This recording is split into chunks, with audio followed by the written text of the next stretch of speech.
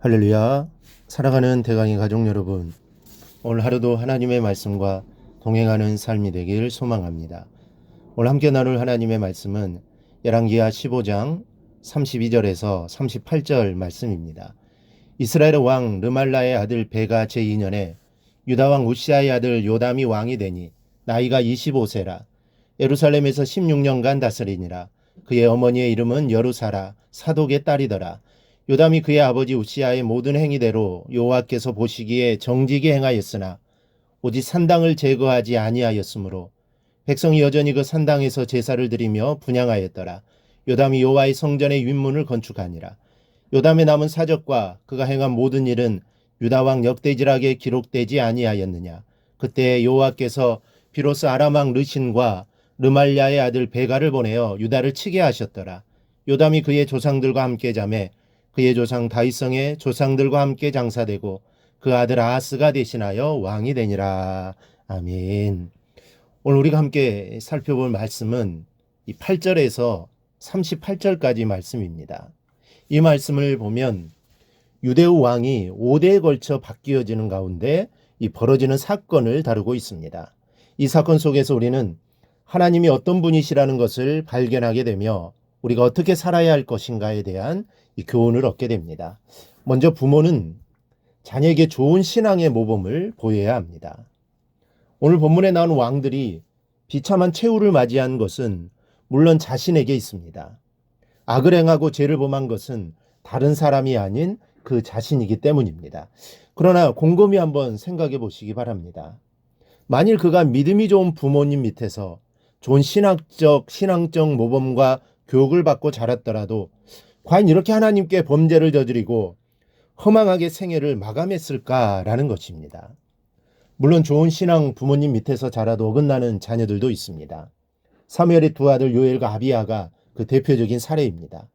오히려 이렇게 믿음이 좋은 부모 밑에서도 자칫 악한 자녀가 생길 수 있다면 하물며 믿음이 안 좋은 부모 밑에서야 어떠하겠는지를 말해주는 것입니다.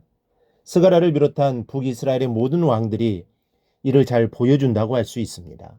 그러므로 우리는 더 우리의 믿음을 공고히 하여 가다듬고 자녀에게 더 힘써 믿음의 좋은 본을 보여야 하는 것입니다. 여러분, 북이스라엘에서와 달리 남유다에서는 비교적 많은 선한 왕들이 배출되었습니다. 아사, 요사밧, 요아스, 아마샤, 우시야, 요담, 히스기야, 요시야, 하나님 보시기에 선하고 정직한 왕들입니다. 왜 이들이 북왕국의 왕들과 달리 선하고 정직했겠습니까? 그것은 바로 그들이 선조인 다윗이 선했고 그 믿음을 이어받은 왕들이 계속해서 좋은 모범을 통해 자녀들에게 그 믿음을 전수했기 때문입니다. 다시 말해서 이들에게는 좋은 믿음을 본받을 조상과 부모가 있었던 것입니다. 이러한 사례는 또 있습니다. 아브라함, 이삭, 야곱, 요셉의 경우를 살펴보시기 바랍니다. 어떻게 해서 그 믿음의 계보가 유전될 수 있었습니까? 그것은 아브라함이 좋은 믿음을 이삭이 본받고 또 이삭의 믿음을 야곱이 본받고 야곱의 신앙을 요셉이 본받았기 때문입니다. 이렇게 우리가 선한 믿음의 본을 보인다면 자녀는 그것을 본받게 되어 있는 것입니다. 자동적인 것이 아니라 하더라도 반드시 그 영향을 받게 되어 있습니다. 그러므로 우리는 자신을 위해서는 물론이거니와 우리의 자녀를 위해서라도 더욱 신앙의 자세를 가다듬어야 하겠습니다. 두 번째로 죄는 끝없이 불행을 초래합니다. 이 왕권이 바뀌는 사건을 보면 이렇습니다.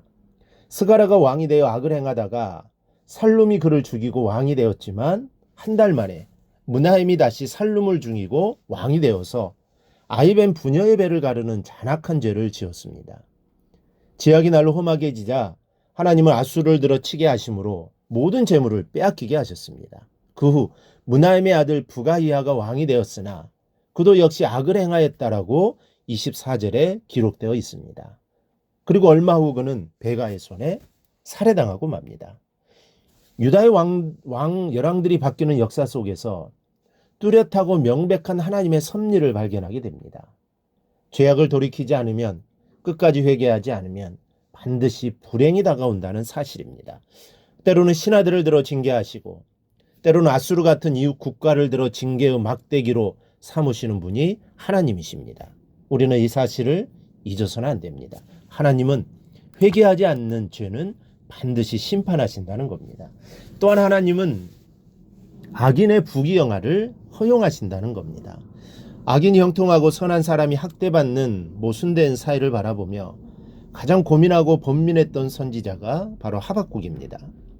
하박국 선지자는 하나님께 이렇게 항변합니다. 악인의 형통함이 어찌된 일입니까? 도저히 이해하지 못하겠다는 것입니다.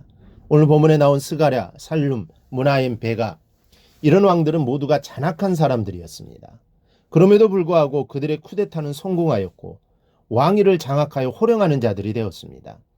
그러나 잠언 24장에서 하나님은 이렇게 말씀합니다. 너는 행악자들로 말미암아 분을 품지 말고 악인의 형통함을 부러워하지 말라. 대저 행악자는 장래가 없겠고 악인의 등불은 꺼지리라.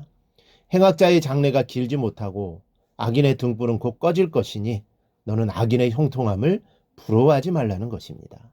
과연 하나님의 말씀대로 악인의 형통함은 결코 길지 못했습니다.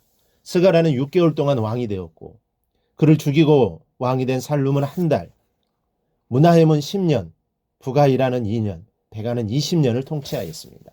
악인의 부귀영화 별로 부러워할 것이 아닙니다. 주님의 은총을 누리며 사는 사람, 그가 복된 인생인 줄 믿습니다.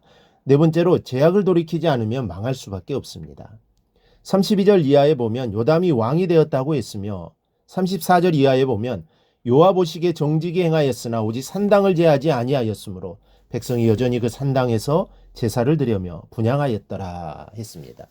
지금까지의 왕들이 모두 악을 행하였던 것에 반해 요담 왕은 요아보식에 정직이 행하였다고 했습니다. 그러나 요담 왕 본인은 정직이 행하였으나 백성들을 돌보지 못하여 백성의 제약이 만연해 있었으므로 그때 비로소 유다가 큰 곤경에 빠지게 하셨다는 것입니다. 죄가 무서운 것이 아니라 죄를 지었음에도 불구하고 회개할 줄 모르는 교만이 무섭다는 사실을 잊지 마십시오. 우리는 날마다 나의 삶을 점검해보고 돌아보며 반성하고 회개하는 성도가 되어야겠습니다. 그리하여 하나님 앞에 올바른 모습으로 살아가는 우리 성도들이 꼭 되어서 하나님의 복을 받는 삶을 살아가기를 주님의 이름으로 축원합니다.